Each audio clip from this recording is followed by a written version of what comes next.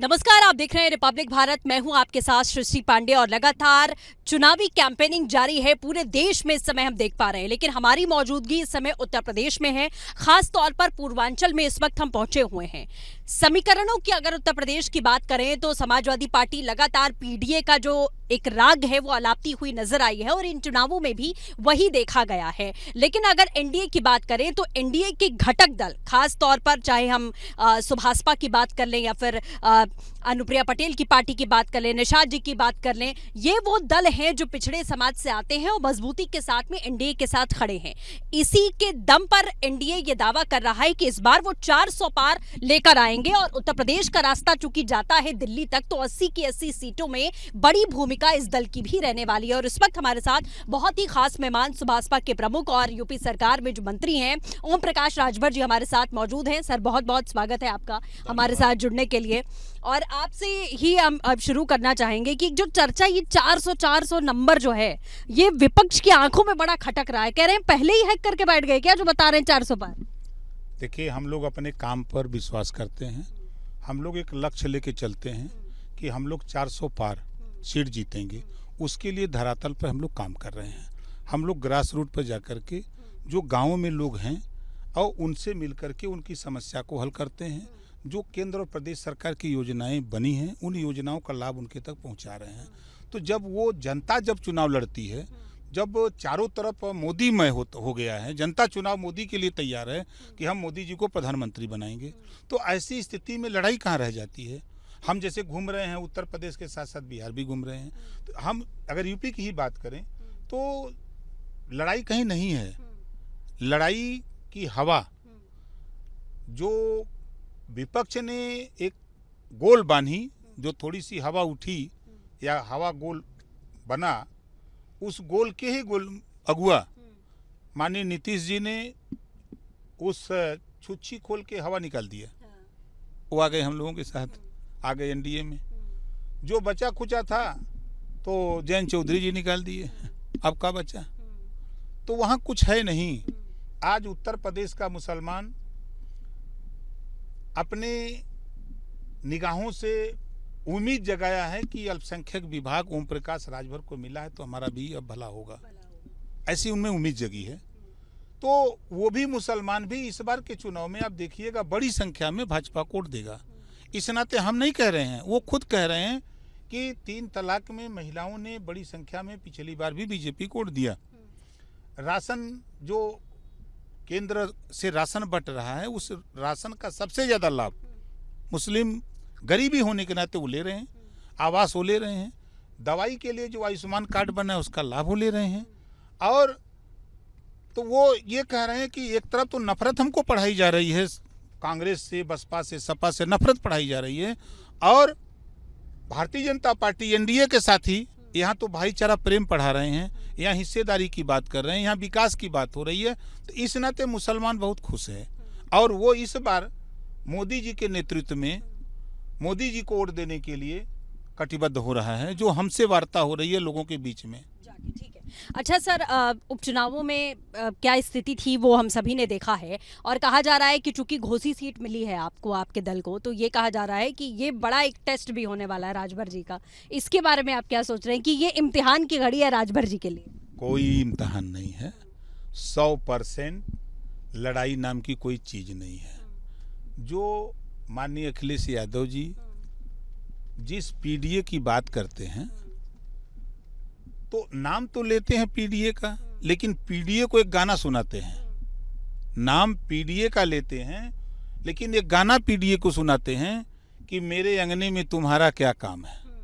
संजय चौहान को किनारे किया, पल्लवी पटेल जी को किनारे किया, स्वामी प्रसाद मौर्य को किनारे किया, ओम प्रकाश राजभर को किनारे किया, जयंत चौधरी को किनारे किया।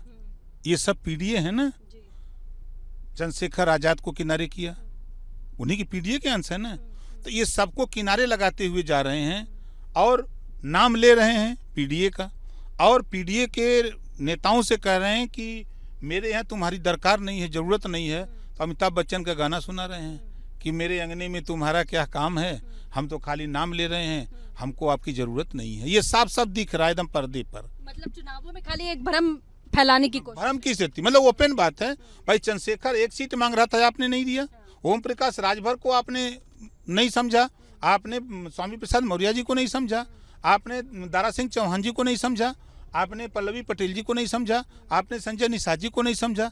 जब आप ये सारे के सारे नेता पीडीए में आते हैं, जब इनको आप नहीं समझ रहे हैं तो आप किसके दम पर किस पीडीए की बात करते हैं? तो वो आपको क्या लग रहा है कि राहुल गांधी के दम पे अभी तक नीतीश कुमार जी साथ में थे, वो पल्ला झाड़ के चले गए, तो क्या खाली राहुल गांधी के दम पे यूपी के दो लड़के एक बार फिर से क्या वो सुनाई देने वाला है? एक बार तो वो जिस तरीके का फॉर्मूला अपनाया गया था, चाहे बुआ बबुआ की बात कर लें, यूपी के दो लड़कों की बात कर लें, ये सारे फॉर्मूले फेल रहे हैं। देखिए, अगर दो लड़के हैं तो हम उनके चच्चे हैं, हम चच्चा हैं।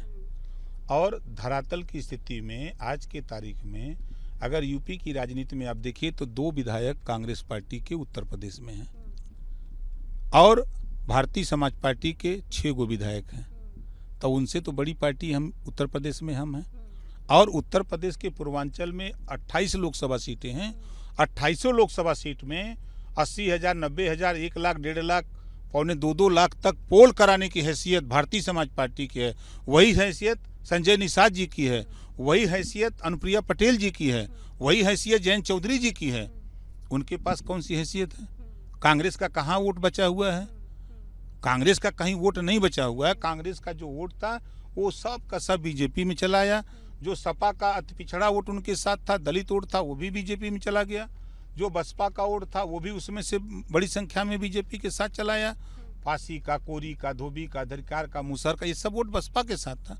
लेकिन ये सभी वोट धीरे धीरे टहलते टहलते बीजेपी के साथ खड़े हो गए हैं। तो लड़ाई कहाँ है इस देश में? आप उठा के देखिएगा, इस प्रदेश में आप देखिएगा, अहिर गडेरी, कुनबी, कोयरी, भर, चमार, मुसहर, धोबी, खटीक, पासी, केवट, बिंद, मला, जुल्हा, दुनिया, अंसारी, शेख, तैयद, पठान, चौहान, ठाकुर, ब्राह्मण, बनिया, लाला, गुण, खरवार, भूमिहार, बिहार, आरा, कर्कबंसी, बंजारा, बहलिया, कंगार, सारी जातियाँ भारतीय जनता पार्टी को वोट देने के लिए तैयार हैं। कोई 90% है, कोई 95% है, कोई 80% है, कोई 60% है, कोई 70% है, कोई 50% है, कोई 40%। हम तो आपको कह रहे हैं कि अखिलेश जी जिस कम्युनिटी से आते हैं उस कम्युनिटी के लाखों नेता बीजेपी में हैं। लाखों नेता आ गए, नाराजगी है बिल्कुल उनसे नाराज हैं। उनसे नाराज होकर के, उनके काम से, उनके व्यवहार से नाराज होकर के लोग अपने हित के लिए, अपने सुरक्षा के लिए, अपने विकास के लिए भारतीय जनता पार्टी के साथ। अच्छा, ये समीकरणों की बात हो गई, लेकिन एक जो ट्विस्ट रहता है हमेशा हर चुनाव में देखने को मिलता है कि राजभर जी किसके साथ जाएंगे। तो ये जो सेटिंग वाला पासा है वो कैसे बैठ जाता है राजभर जी का? जब पहले एनडीए में थे, फिर सपा में चले गए, फिर एनडीए में आ गए, तो ये सेटिंग की गुट्टी आखिर बैठती कैसे है राजभर जी? देखिए, आप जहाँ हैं मऊ में, इसके इर्द गिर्द अगर आप देखेंगे तो कम से कम 28 जिले हैं और 28 जिले में 128 विधानसभा सीटें हैं और 28 लोकसभा सीटें हैं। 128 विधानसभा सीटों पर व्यक्तिगत हमारा अपना वोट, पहले तो हम अपनी कम्युनिटी राजभर को जगाए। जब वो जगा तो अति पिछड़ा जगह उसके साथ, जिसके वोट की गिनती नहीं होती थी। उसके बाद कुछ मुसलमान जुटा, कुछ सामान्य वर्ग जुटा। तो सभी वर्गों के लोग जब जुटे हैं ओम प्रकाश राजभर के साथ तो एक बड़ी ताकत हो गई। तो बड़ी ताकत का परिणाम दिया। हम बीजेपी के साथ थे तो 325, हम हटे तो 264। समाजवादी पार्टी कांग्रेस बिल के लड़े थे तो 54 सीट जीते दोनों लोग। जब हम उनके साथ गए तो 125। तो ये ताकत दिख रही है कि ओम प्रकाश राजभर की ताकत। तो पाला क्या सोच के पलटते हैं आप? ये भी आरोप लगातार लगते रहे राजभर जी पर कि मतलब क्या अपने फायदे के लिए पाला पलट लेते हैं? नहीं, फायदे नहीं। देखिए, आप ये समझिए कि हम छोटी पार्टी हैं, इस नाते हमारे ऊपर आरोप है। समाजवादी पार्टी पाला बदलती है, 2 बार बसपा से पाला बदली, 2 बार सपा से पाला बदली, 1 बार निषाद पार्टी से पाला बदली, 2 बार आरजेडी से पाला बदली। तो वो 9 बार पाला बदलती है समाजवादी पार्टी, तो उनको तो कोई नहीं कहता है। वही हाल बसपा को देखिए, कांग्रेस से 2 बार समझौते हुए, 2 बार सपा समझौते हुए और उनका और पार्टियों से समझौते हुए। बड़ी पार्टियां करती हैं तो वो उस पर कोई चर्चा नहीं होती है। क्षेत्रीय पार्टियां करती हैं तो उस पर चर्चा होती है। क्योंकि इस नाते चर्चा होती है कि वो करते हैं तो रासलीला दिखती है, हम लोग करते हैं तो हम लोग करेक्टेड हीला दिखता है। ठीक है सर, अब इसके बाद चर्चा हम खेत में करेंगे।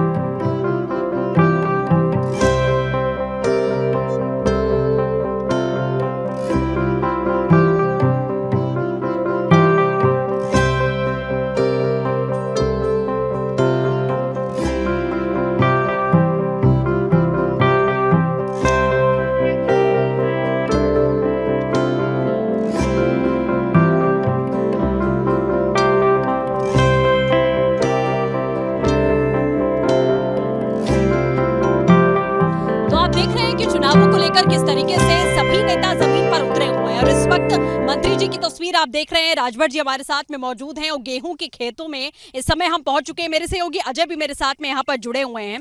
मंत्री जी से हम ये भी पूछेंगे कि क्या मतलब खेती किसानी का दावा लगातार करते हैं, जमीन पर उतरते हैं और जमीन से जुड़े हुए अपने आप को बताते हैं, क्या गेहूं काटते भी हैं, वो भी हम एक बार समझने की कोशिश करेंगे। लेकिन अजय के कुछ सवाल हैं वो भी हम एक बार ले लेते हैं। इन रास्तों में लड़कों से हम बात कर रहे थे, तमाम जो युवा हैं वहाँ के, बोले पियर का गमछा वाले चाचा जा रहे हैं। जब गाड़ी गुजर रहा था तो पिया पीला पीला बाली दिखाई दे रहा है गेहूं का। तो अनुभव है खेत खलियान का, तो किससे तमाम सुने जरा, अनुभव दिखाते चलिए। बिल्कुल बिल्कुल, हाथ चंगन को आरसी का, पढ़े लिखे को फारसी का, दिखाइए जरा। आप पीछे आइए। तो देखिए ओम प्रकाश राजभर जी हैं और जमीन से जुड़े हुए नेता हैं, लगातार किस्सों में रहते हैं कि हम वो जो है उस तरह के हैं। तो जरा गेहूं काटते काटते ही सवालों के जवाब भी ले लेते हैं हम लोग। आप गरीबों के, किसानों के और पिछड़ों के मसीहा अपने आप को, आप उसका दावा करते हैं, लेकिन उसके लिए तो समाजवादी पार्टी पीडीए का नारा अलाप रही है। कैसे मुकाबला होगा? जो बात वो माननीय अखिलेश जी पीडीए की, जिस पीडीए की बात करते हैं, वो तो खाली नाम ले रहे हैं पीडीए का, लेकिन एक गाना आप गा रहे हैं साथ में कि मेरे अंगने में तुम्हारा क्या काम है। संजय चौहान को किनारे लगाया, पल्लवी पटेल जी को किनारे लगाया, स्वामी प्रसाद मौर्य जी को किनारे लगाया, दारा चौहान जी को किनारे लगाया, ओम प्रकाश राजभर जी को किनारे लगाया, जयंत चौधरी जी को किनारे लगाया। ये सब पीडीए के लोग हैं। अगर उनको पीडीए की ज़रूरत होती तो इन लोगों का साथ क्यों छोड़ते, अपने साथ से क्यों भगाते? तो वो सिर्फ नारा पीडीए का उनका है, काम जो है पीडीए का नहीं है। इस नाते अभी पीडीए और पीडीएम भी बन गया है, पीडीए वर्सेस पीडीएम बन गया है। इसको लेकर कोई मतलब नहीं है। देखिए, जब चुनाव आते हैं तो बहुत से गठबंधन बनते हैं और आज देश की राजनीति में माननीय मोदी जी का मुकाबला कोई कर नहीं सकता, क्योंकि जो योजनाएं केंद्र और प्रदेश सरकार की बनी यूपी में माननीय योगी आदित्यनाथ जी के नेतृत्व में जो योजनाएं धरातल पे पहुंची, सपा और कांग्रेस की सरकारों में दंगे होते थे। 7 साल की सरकार में एक भी दंगे नहीं हुए, कहीं कर्फ्यू नहीं लगा। इस बात से मुसलमान भी खुश है, हिंदू भी खुश है, सब लोग खुश हैं कि योगी जी की सरकार में दंगे नहीं हो रहे हैं। हम लोग सब लोग खुशहाल हैं। इस नाते मुसलमान भी वोट दे रहा है, हिंदू भी दे रहा है, ईसाई, जैन, फारसी। मुस्लिम वोट क्या लग रहा है इस बार पूर्वांचल की अगर बात करें खास तौर पर, तो क्या मुस्लिम वोट जाएगा एनडीए में? आप देखिएगा, मैं आपको कम से कम 30 से 35% वोट दिलाने की गारंटी हम कर रहे हैं। हाँ, जब से मुझे अल्पसंख्यक विभाग मिला है तब से मुसलमानों में खुशी की लहर है, प्रधानों में जोश आ गया है कि अब एक मजबूत नेता के हाथ में कमान मिली है पंचायत राज, तो हम लोग उस नेता से मिल सकते हैं, अपनी बात कह सकते हैं और नेता हमारी बात को लेकर के और अपने विभाग से हम लोगों की मदद कर सकता है, ऐसा उनमें उम्मीद जगी है। जो प्रकाश जी, हम लोग तो आज खेत में मौजूद हैं। आजमगढ़ के लोकसभा के सवाल किया ना, हाँ, कि हम गेहूं काटते हैं कि खाली दिखाते हैं, देख लो आप। रफ्तार तो पूरी बात बता रहा है, लेकिन ये बताइए कि आजमगढ़ के लोकसभा के उपचुनाव थे, आप जमीन पे थे, अखिलेश यादव पे आरोप लगाते थे, एसी पे है, आज सिर्फ उम्मीदवार बदल रही है समाजवादी पार्टी, और आप तो खेत में फिर आज दिखाई दे रहे हैं। क्या लग रहा है, मूड में है जी लड़ने की, कैसे लग रहा है? देखिए, समाजवादी पार्टी लड़ाई से बाहर है, खाली वो जो फॉर्मेलिटी है वही वो करेंगे। कहीं चुनाव 80 लोकसभा सीट में वो बताइए कहीं लड़ाई में हो, या आप बताइए, हम चलिए गांव में चलते हैं, हम आपको ले चलते हैं।